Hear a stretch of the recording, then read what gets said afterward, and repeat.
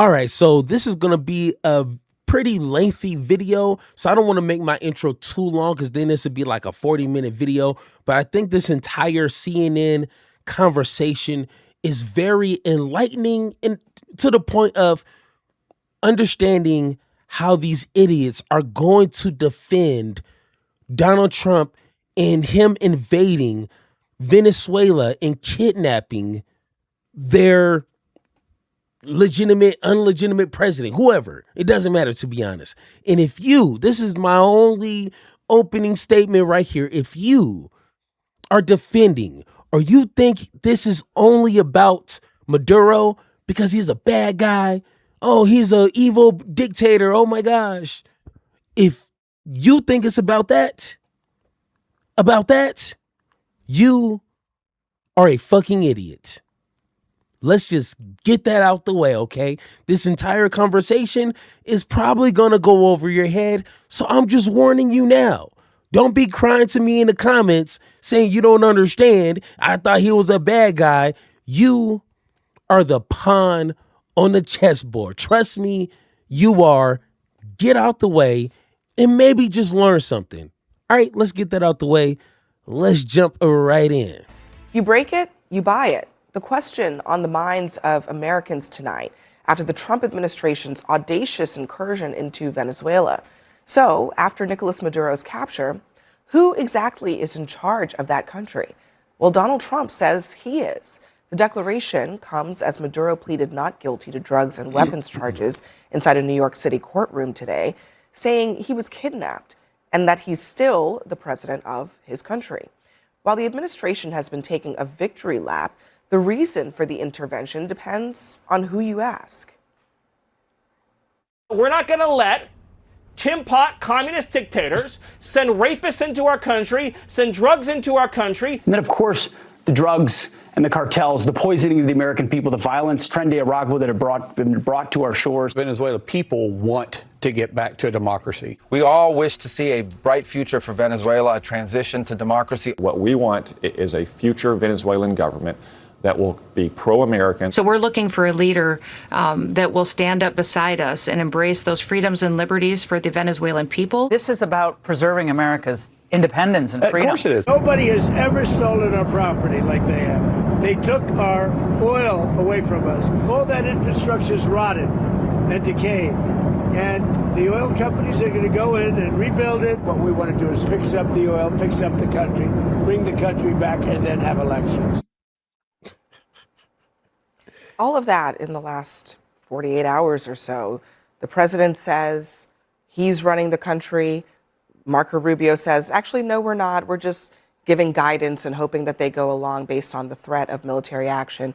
Then it's a question of, is it about the oil, as Trump says, or is it about all those other things? And if it were about democracy, where's the democracy? Does this make any sense to you, Congressman? Abby, no, it doesn't. I am haunted by the ghosts of Iraq and Afghanistan here, where we spent 20 years, trillions of dollars.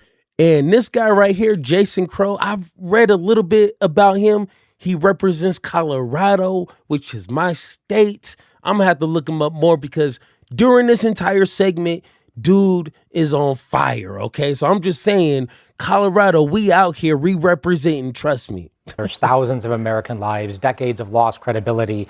And the American people have had enough with interventions like this. They've had enough of nation building. They've had enough of focusing on things other than the cost of living, the cost of housing, the cost of health care.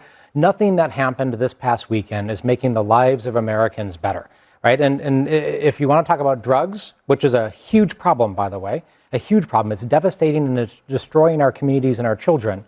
It's fentanyl that's largely driving that. Not cocaine, largely, but fentanyl. And fentanyl does not come from Venezuela.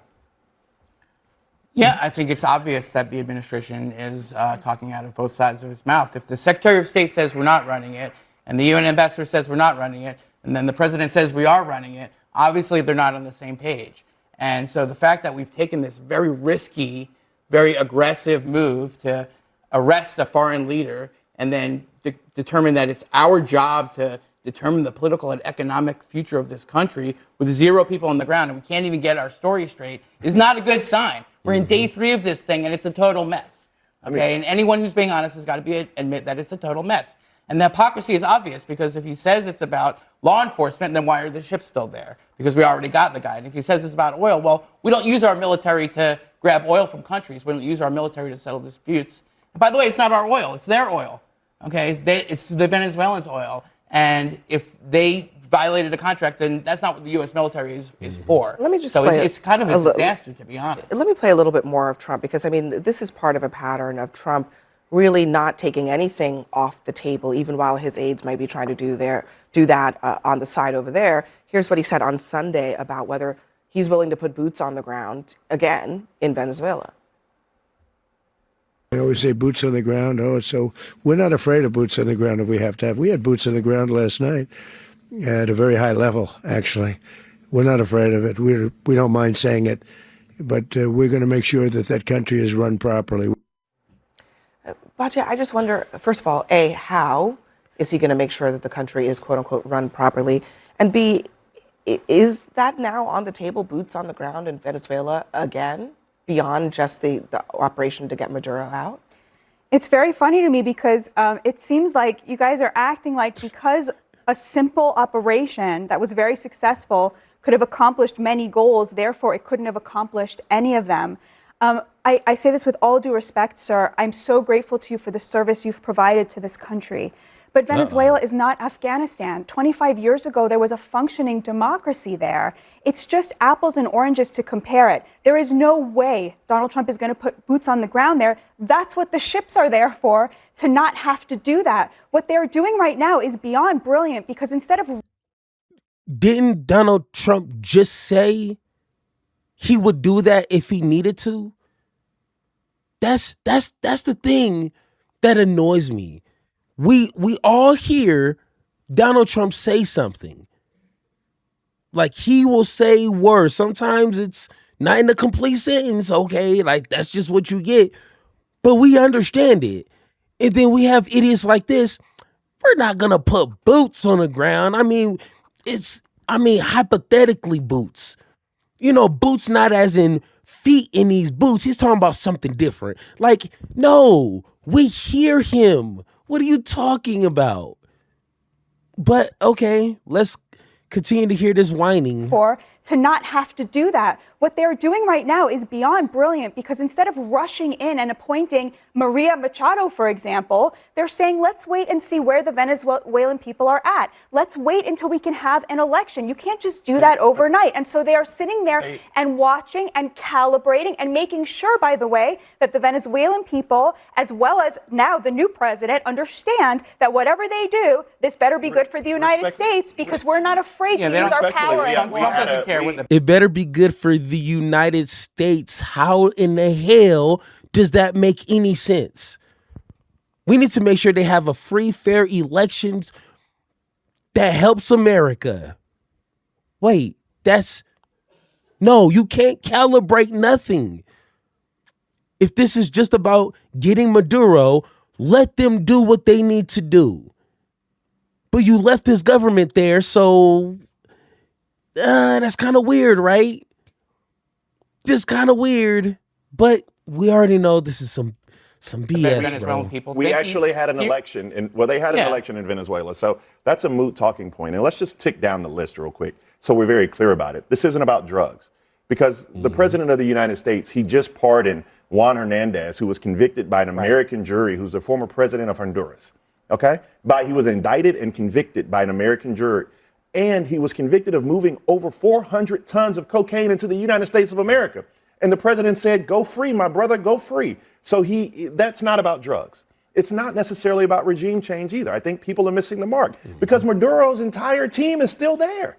His military is still there. It's his vice president. So it's not about freeing Venezuelans, because if you wanted to do that, then you actually would put in a new government. You would install a new government. Or better yet, you would install the opposition leader, which he chose not to do. This is about one thing and one thing only, which is why your comparison is accurate and it strikes a chord with the American people. This is about oil.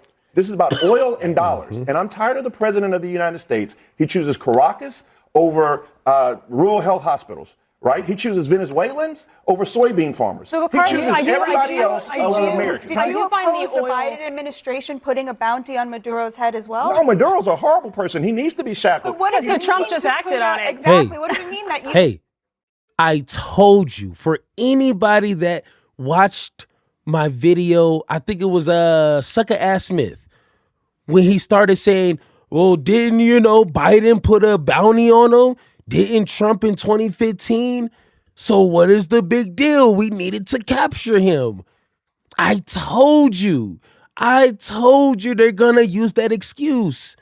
Oh, he's a dictator, right? You think dictators should be ruling countries? They're gonna try to get you with that, hey, you're the good guy, right? So why are you against this? They're gonna use that against you. But I love the way that Bakari answered, because guess what? It doesn't matter, because one, if that was true, like Bakari said, you would take him out and then leave as if you were never there. But they're not. So what is really going on here? You see, I was born at night, but I wasn't born last night. Okay, I'm just saying, don't sit here and try to play me. No, Maduro's a horrible person. He needs to be shackled. But what does So it Trump mean just to acted put on it. Exactly. What do you mean that you approve of Biden putting the bounty on his head, but not of Trump actually going out and arresting the guy? There are vastly, those are diametrically opposed. First of all, I don't think anybody here is trumpeting that Maduro's a great person. If you are, raise your hand. See, the table is silent. So that's first. He's oppressive. He deserves to be behind bars. I'm not arguing that point. But what I am arguing is that what we did was ill-advised on the global scale. There are other ways to go about doing that. And I am tired of America, just like many people on the left and the right, believing that we can go in and just implement our free will, utilize resources, utilize American troops, implement regime change or whatever it may be, and now we're doing it over and over again for oil. Don't lie to me. No troops suffered as a result of this operation. No, several troops were injured, first of all. Many troops were injured. American troops were all in all unscathed. They were injured. What this is, it's not about oil, to your Many point. U.S. troops were injured. That's a side story. Although I do find it rich that progressives keep saying that this insinuation that we're going to seize their oil, because I didn't hear what Trump said. I didn't hear a peep of. Hey, once again, what is she talking about? We hear that. There's clips, there's hundreds of clips of Trump saying, we want their oil. He wants the oil. It's big, beautiful oil over there. You stop doing that. Stop trying to just sit here and lie to people as if their ears are not hearing what they're hearing. She just played the clip and she's like, I'm tired of progressives always saying that it's always about the oil. Donald Trump literally said it's about the oil. So can we please have the comprehension skills to move the conversation forward so we can try to, get some sort of resolve? But of course not, because they have zero argument. That's actually oil. I don't think it would be on the table if the president hadn't put it on the table. And what does seize their oil mean? It means we force them to give American oil companies preferential treatment. That's what seize the oil means, because oil is traded on international markets by corporations. So what Trump is going to do is he's going to pick and choose American corporations that get beneficial rights in Venezuela, and he's going to do that by threatening to kill the new leader of Venezuela, who's a Maduro apparatchik, by the way. His right-hand woman. Yes, but Trump is exercising. That's a huge opportunity Trump for Trump is exercising. Apparatchik. Okay. Also a But again, Maduro Joe Friday. Hold on one second. Slower. 1 second, guys. The point is let me that let Caroline. You know what? Okay, can I just say Hold on. something? Let me let Caroline finish her thought. There's one word that was not mentioned anywhere, which is strategic deterrence. It's a phrase, actually, 2 words. And what this was not about oil. It wasn't about drugs. That's all side stories. It was another show, masterfully, of Trump basically showing that he can keep Iran and Russia and China and all of our adversaries at bay. He shows that he wasn't bluffing. It wasn't empty saber rattling. Yeah, the opposite. Wow. Where did she pull that excuse out? It's not about the oil. It's not about regime change. It's not about Maduro. It's about just showing other countries we have the capabilities to do illegal things. Essentially, that's what I got from that. They will make up every excuse except for the words coming out of Donald Trump's mouth, his own actions, everything else except for literally what he's doing. Okay. The opposite is going to happen because what clearly happened on Saturday was a message was sent the strongmen and autocrats and dictators and our adversaries around the world that says if you have a big army and you have a weak neighbor or you want something from another country, you can go and take it. And nobody's going to stop you. America's not going to stop you. The rules-based order that we erected for 80 years after World War II is no longer going to stop you. It is a much more dangerous world. So is it your position that our foreign foes should expand their foothold in South America? Is that your position? What's crazy? No, because what Trump did was basically said, look, what's guys, actually going to happen, you though? actually can't expand your influence I don't over think this region. I don't think that's the proper extrapolation that he's making. And I don't mean to speak for you, Congressman, but what we are saying is that things like China and Taiwan, for example, what is to prevent that from just going off the rails now? Or Russia and Vladimir Zelensky. What do you mean? He's undermining the idea that big countries shouldn't be able to trample on small countries because we're a big country. We just trample on small countries. A small country with an illegitimate leader Anyone whose can say citizens are now erupting into cheers because so your theory of the case is that China was sitting there and thinking, should I take Taiwan? Oh no, I won't take Taiwan because I never saw Trump go in there and arrest a guy who was flooding the United States with drugs and illegals and gang members. I would put it this but way. now that he's done that, we're going to take over arguing that our enemies are now in power. One set of claims to the moral high ground, and now we don't. Our adversaries are howling exactly the way that you are. I disagree. Russia and China and Iran are howling because they lost access to their oil. They didn't actually lose it, but what you're saying is not true. Okay. I don't know if that young lady is married, but I feel sorry because the pitch of her yelling was very annoying. To be honest, I don't even know what she said.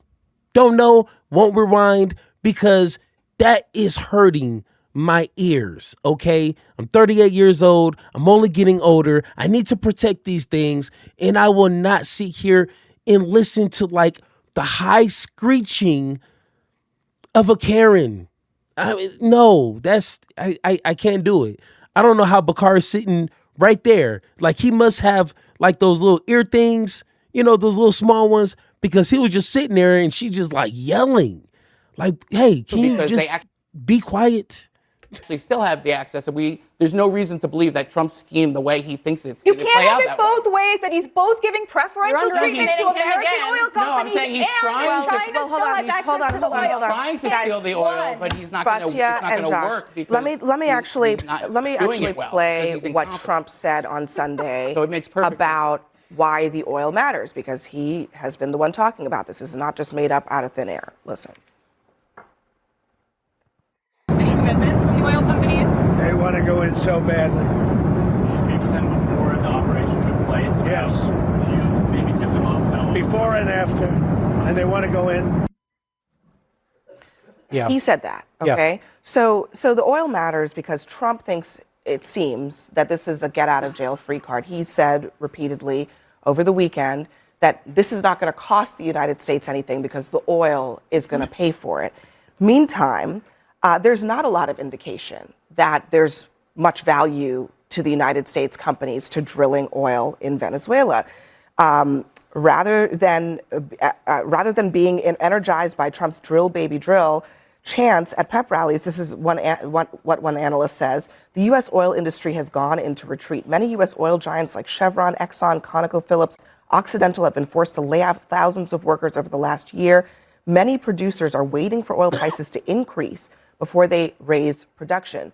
So there's not really a lot of, it's supply and demand, not a lot of interest in adding more demand onto the marketplace of global oil. I think this is the wrong issue, not if you're an oil But conglomerate, but if you're the American people who want affordable energy, of course we want more production. Hold on a second. Yes, but production isn't being done by the United States government. Production is being done by for-profit corporations who are not going to And do things to just reduce their a point of- profits. just a- But You're saying Trump, they don't want in, Trump even though they doesn't said they seem do? to understand any of that, and this has now become one of the reasons, the principal reasons in his mind why this needs a point of clarification for Batia is that it would cost these oil companies hundreds of billions of dollars to go in and rebuild the infrastructure necessary for them to go in and refine the oil necessary for it to be used. We're talking about American companies. And so I think what we're seeing right now is Donald Trump, the president of the United States. Republicans love to sit around this table and tell me, don't believe what the president says.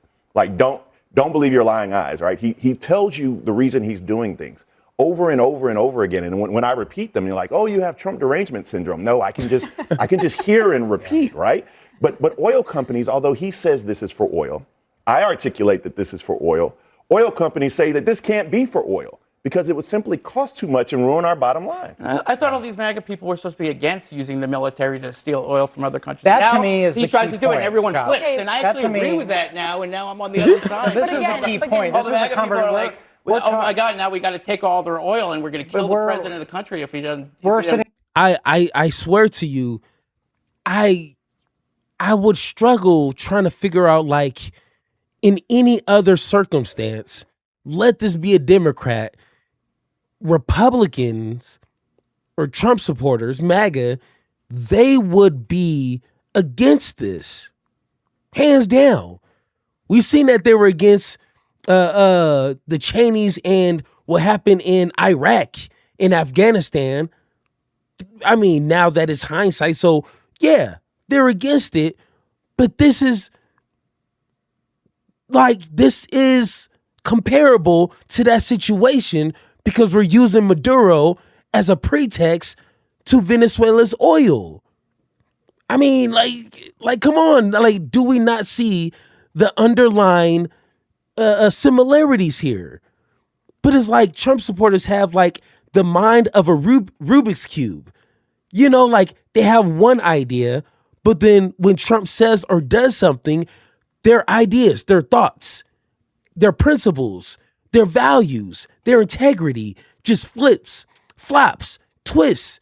And then all of a sudden, you're talking to a whole different person who seems to have never had that idea before. So it's like, this is dangerous. I know it's annoying. I know these people are just brainless, just shells of a body, but this is dangerous.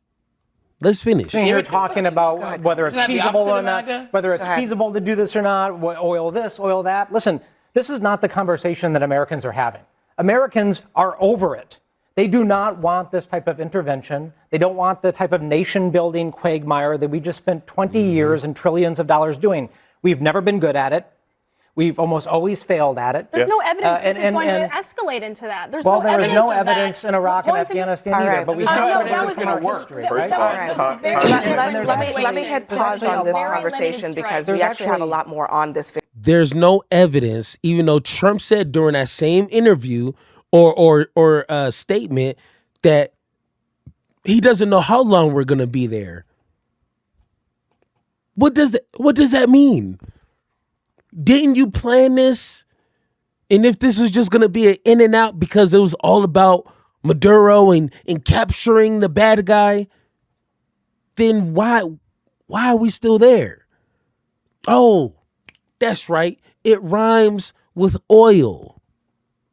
I don't know what rhymes with oil, but yes, it's oil. And it's that simple.